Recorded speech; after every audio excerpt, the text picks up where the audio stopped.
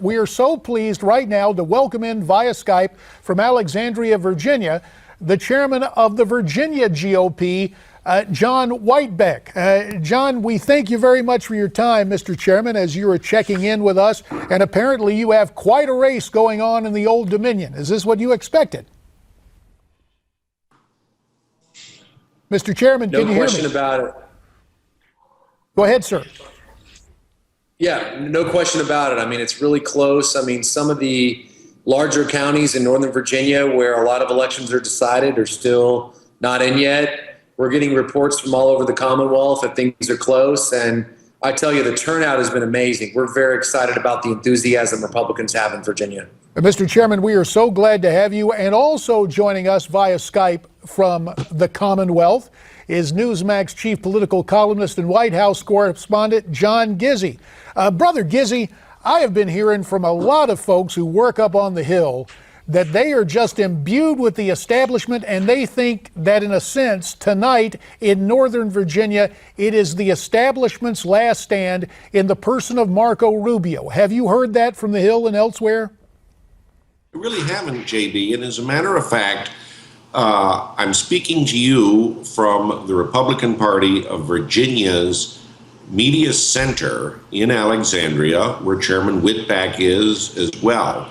The sentiment here seems to be, let's wait till our votes are counted, and then we'll decide whether Marco Rubio has a future or not. Already, some people are already talking about Michigan next Tuesday and what's going to go on there. So while other states are falling into the Trump column, Virginia is not, and the discussion is on anything but Mr. Trump tonight. All right, let us take stock right now, and I want to get the chairman's thought on a couple of other things, but let's take stock right now of the projections by the different news organizations for the primaries in process right now.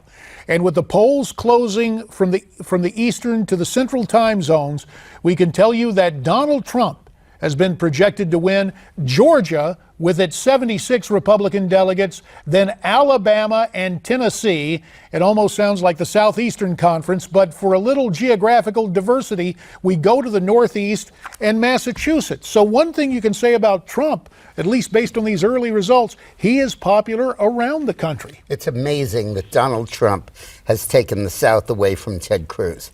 Absolutely astonishing. I never would have thunk it.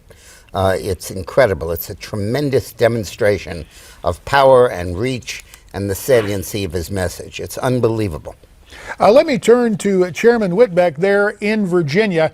Mr. Chairman, as chairman of the GOP in the Old Dominion, I know you love every Virginia Republican, and we know that years ago we were told Virginia is for lovers. But even you would, I think, make a distinction on your great state in terms of where the conservative vote exists down along that border with my native state of North Carolina, and a little bit of a different electorate up around the Washington, D.C. area. Mr. Chairman, is that a fair assessment?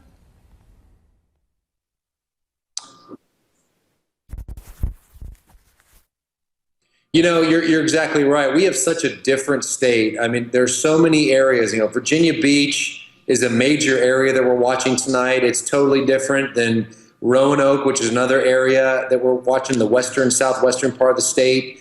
You know, Northern Virginia is very different from Richmond. And I'll tell you, it's what makes Virginia great. We're so diverse. Our demographics reflect America. They really do. And it's what we love about our state. And our Commonwealth has been, it's been such an exciting night because we're seeing what's unfolding. Record turnout in a diverse state that Republicans need to win in order to win the White House.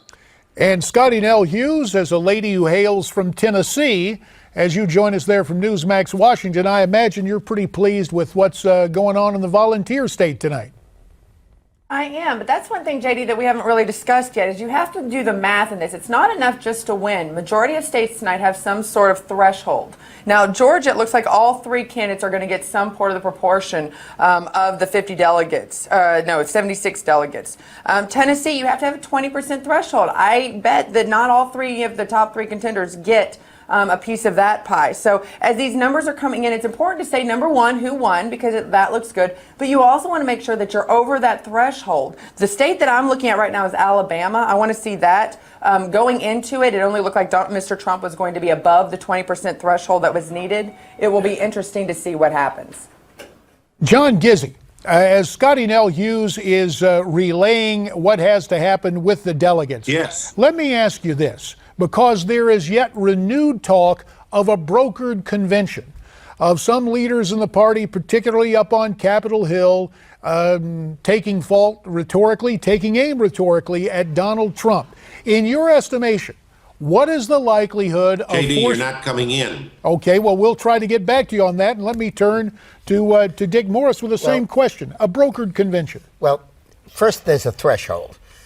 Each of the three non-Trump candidates has to carry his home state.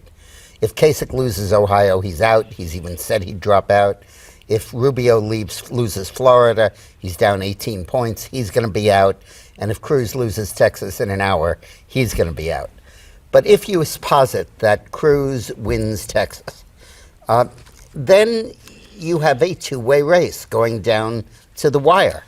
And while Trump clearly has a big advantage coming off tonight, if he has 400 delegates tonight, that only leaves him 900 to go.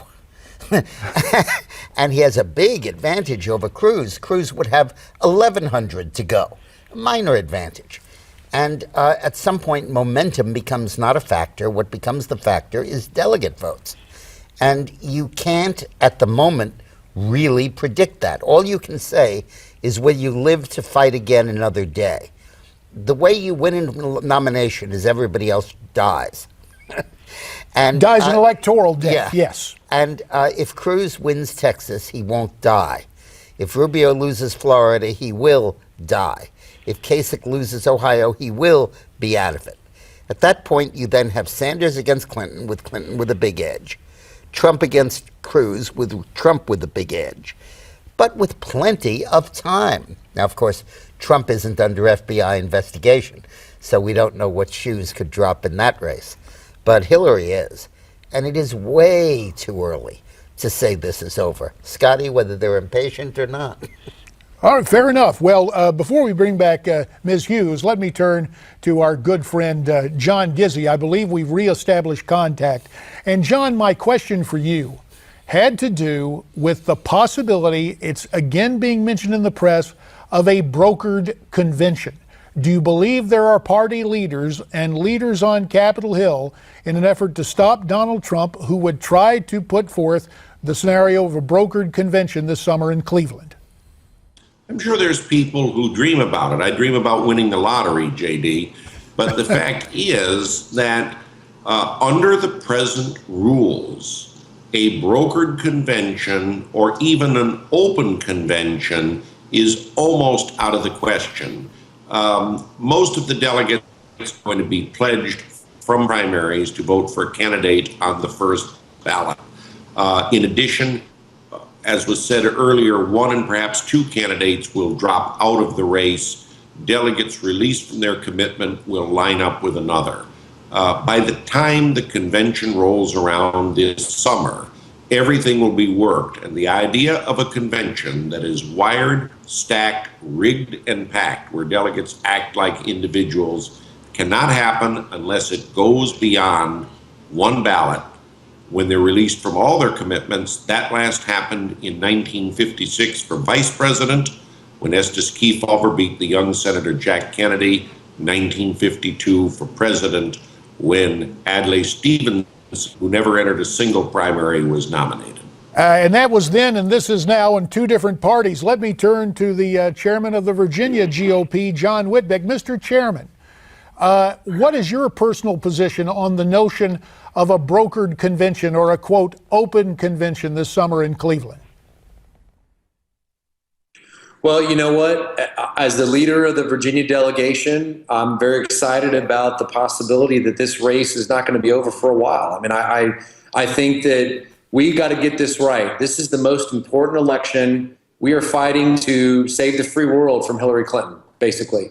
And right now, I want to make sure we get it right. If we got to go all the way to Cleveland to get the best nominee possible to beat Hillary Clinton, then I think it's what we need to do. So I'm very excited about the record turnout and our enthusiasm in all of our primaries. And I think it's going to be close up to the end. I don't want to put words in the chairman's mouth, Dick, but with 45 seconds left, that seems to be an answer like we're looking for somebody other than Trump. Yeah, that would be the translation into English.